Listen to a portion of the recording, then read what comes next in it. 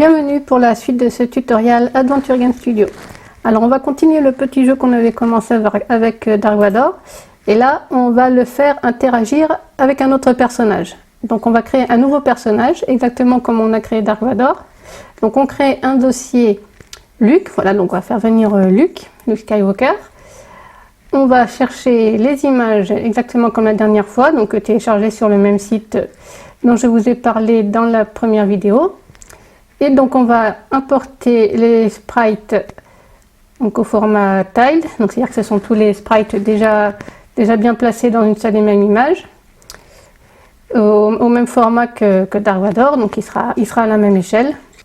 Voilà, donc on importe les sprites qui composent l'animation de marche de Luke Skywalker et on va créer une view pour lui, exactement comme pour Dark Vador.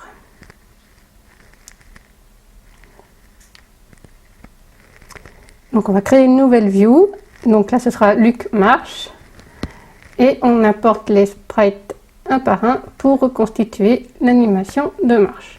Donc là comme toujours le premier sprite correspond à Luke immobile.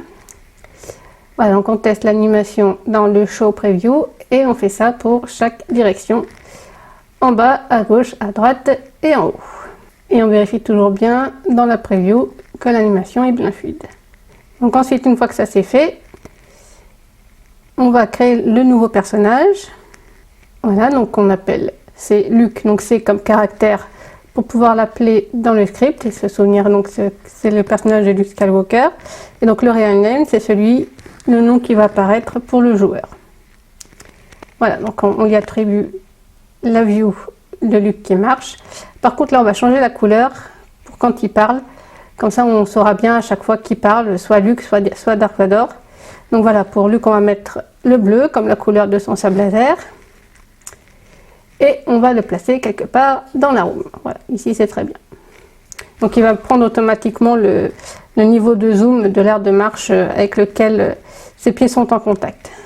Donc là, quand on va regarder Luke, donc quand on va faire un clic gauche sur lui, eh bien, Dark Vador va se tourner vers lui, donc on fait face caractère Luke et puis il va prononcer une phrase.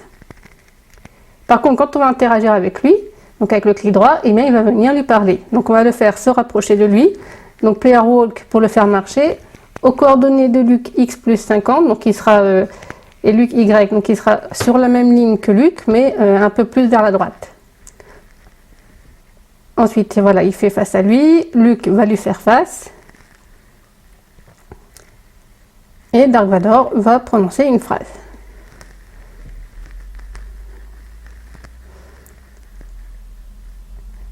Et Luke va lui répondre. Voilà, donc là c'est toujours avec le commande say pour faire parler les personnages. Donc on teste. Voilà, clic gauche il le regarde, clic droit il s'approche et il lui parle. Donc là comme vous voyez, quand il parle, il n'y a pas d'animation particulière, il utilise juste le premier sprite de l'animation quand il marche, quand ils sont immobiles.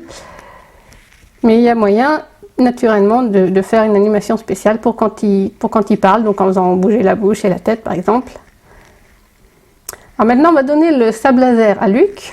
Donc on va utiliser la commande Luke use inv, donc c'est pareil que pour Dark Vador quand on a utilisé le sable laser sur lui-même.